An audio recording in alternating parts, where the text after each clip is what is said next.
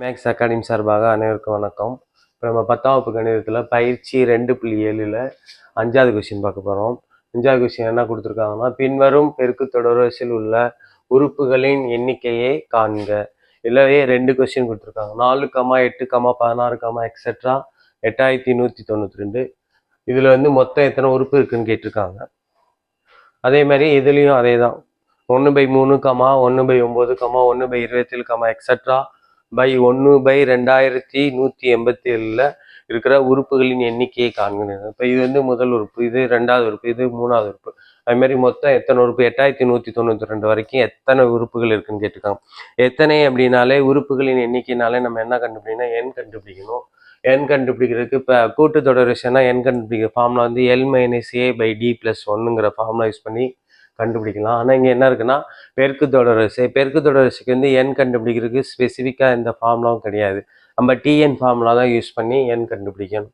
அப்போ டிஎன் = என்ன ஃபார்முலா படிச்சிருக்கோம்னா, AR⁻n-1ன்னு படிச்சிருக்கோம். அப்போ அதுக்கு என்ன தேவைன்னா, ஏ தேவை, ஆர் தேவை. அதனால் ஃபஸ்ட்டு ஏ கண்டுபிடிப்போம். ஃபஸ்ட்டு கொஸ்டினுக்கு ஏங்கிறது என்னன்னா முதல் உறுப்பு 4, ஆறுங்கிறது T2/T1 ஃபார்முலா. T2 வந்து 8, T1 வந்து 4. அடிச்சோம்னா 1 நாள் 4, நாங்கள் 8. R வந்து 2. இப்போ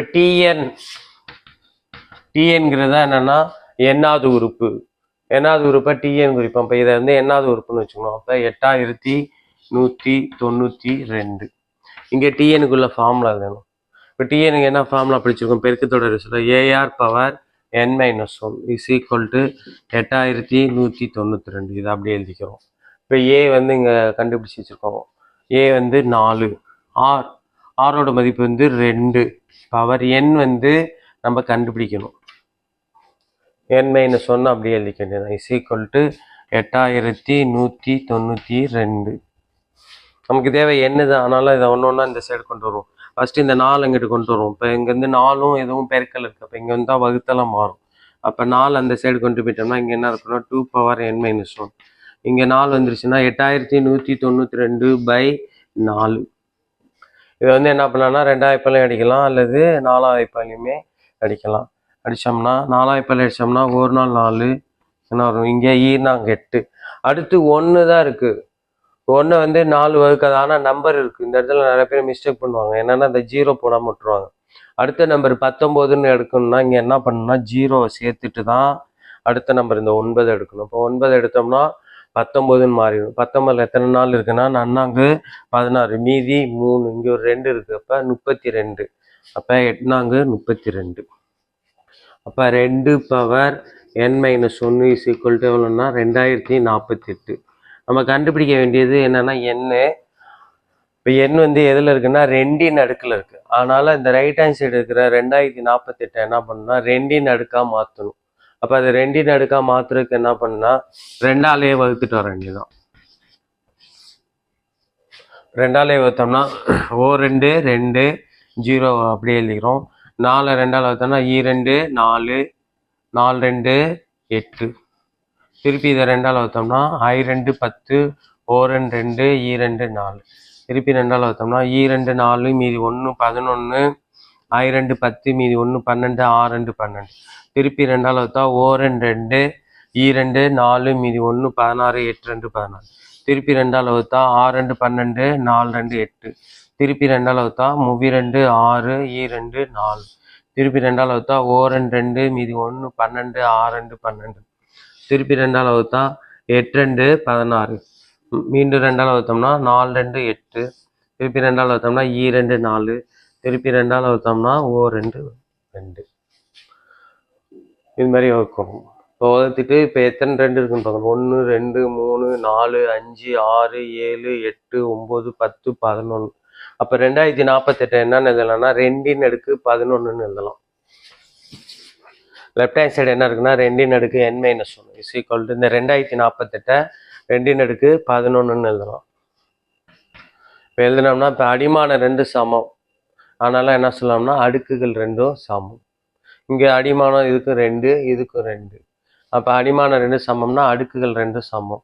அப்போ அடுக்கு இங்கே வந்து என்ன இருக்குன்னா n-1 = இங்கே அடுக்கு என்ன இருக்குன்னா 11. நம்ம ஏற்கனவே சின்ன கிளாஸில் படிச்சிருக்கோம். அடிமான சமம்னா அடுக்குகள் சமம், அடுக்குகள் சமம்னா அடிமானம் சமம். அப்போ 2 பவர் n-1ல் அடிமானங்கிறது 2, அடுக்குங்கிறது n-1. அதுமாரி 2 பவர் 11ல் அடிமானங்கிறது 2, அடுக்கு வந்து 11. அப்போ அடிமானம் இதுக்கும் 2, இதுக்கும் 2. அப்போ அடுக்குகள் சமம். அடுக்கு வந்து இங்கே என்ன இருக்குது, n-1, இங்கே என்ன 11. நமக்கு தேவை n தான். அப்போ இந்த -1 இங்கே இருந்தால் என்ன ஆகும், +1 ஆகிடும். அப்போ n = 11 1 கூட்டினோம்னா 12.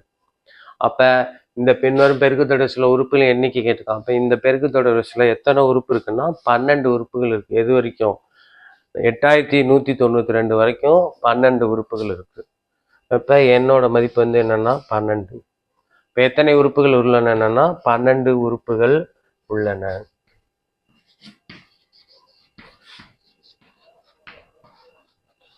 இதுதான் ஃபஸ்ட்டு சப்டிவிஷனுக்கு ஆன்சர். அதே தான், சேம் கொஷின் தான் இதுவும். நம்பர்ஸ் மட்டும் என்ன இருக்குன்னா மாறி இருக்கு. இப்போ செகண்ட் சப்டிவிஷன் பார்ப்போம்.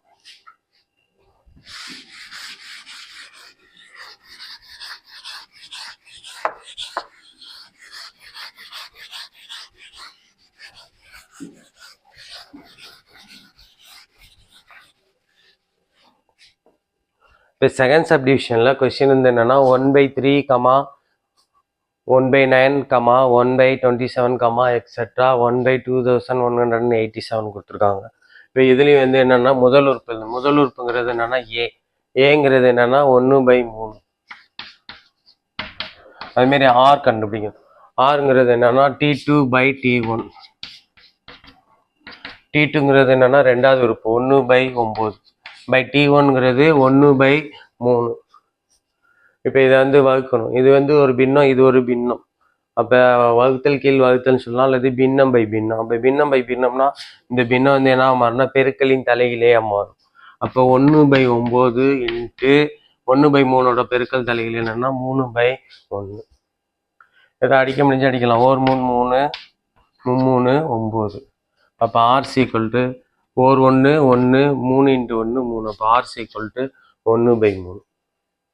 இப்போ இதுலேயும் வந்து என்னென்னா உறுப்புகளின் எண்ணிக்கை தான் கேட்டிருக்கான். இதுக்கும் என்ன ஃபார்முலா யூஸ் பண்ணால் TN ஃபார்முலா தான் யூஸ் பண்ணணும். அப்போ TNங்கிறது என்னன்னா என்னாவது உறுப்புங்க. என்னாவது உறுப்பு வந்து என்னென்னா 1/2187. இந்த சைடு TNக்குள்ள ஃபார்முலா, TN வந்து AR⁻n-1 = 1/2187. A வந்து என்னன்னா 1/3 பெருக்கல் ஆரும் வந்து என்னன்னா 1/3 பவர் n-1 = 1/2187. இப்போ என்ன பண்ணலாம் அப்படின்னா, இப்போ இதுக்கு அடுக்கு என்ன இருக்குன்னா 1 இருக்கதா அர்த்தம். ஒன்றுமே இல்லைன்னா அடுக்கு வந்து 1 இருக்கதா அர்த்தம். இப்போ இதுக்கும் அடிமானம் 1/3, இதுக்கும் அடிமானம் 1/3 பெருக்கல் இருக்குது. அப்போ பெருக்கல் இருந்தால் அடுக்குகளை வந்து என்ன பண்ணுன்னா கூட்ட வேண்டும் அப்படின்னு அடுக்குக்குறி விதிகளை 8th படிச்சிருக்கோம்.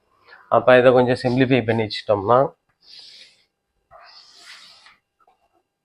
1/3 இங்கே அடுக்கு என்ன இருக்குன்னா 1, இதனுடைய அடுக்கு என்னன்னா n-1 எழுதிக்கணும்.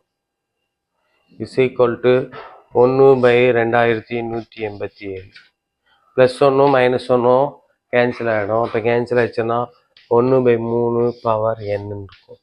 = இங்கே என்ன இருக்குன்னா 1/2187. இப்போ உறுப்புகளின் எண்ணிக்கைனா என்ன கண்டுபிடிக்கணும், n கண்டுபிடிக்கணும். இப்போ n வந்து 1/3ஓட அடுக்கில் இருக்குது.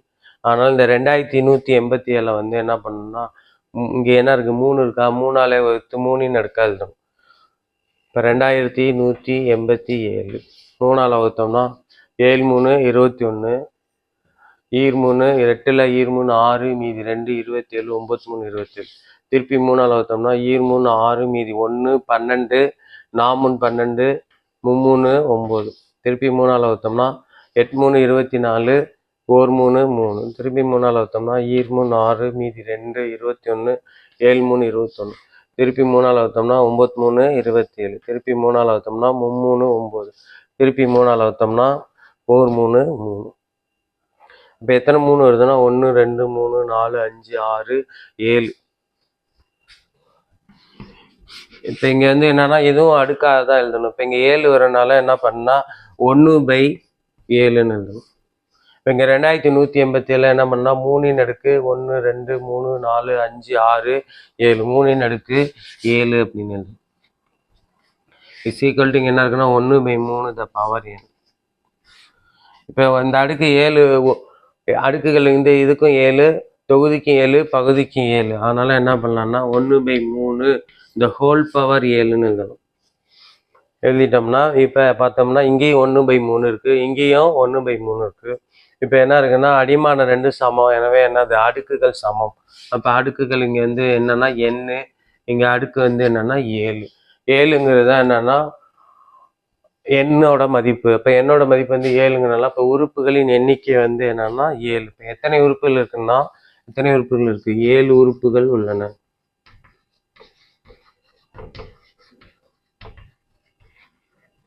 அவ்வளோதான். தேங்க்ஸ் டு வாட்சிங்.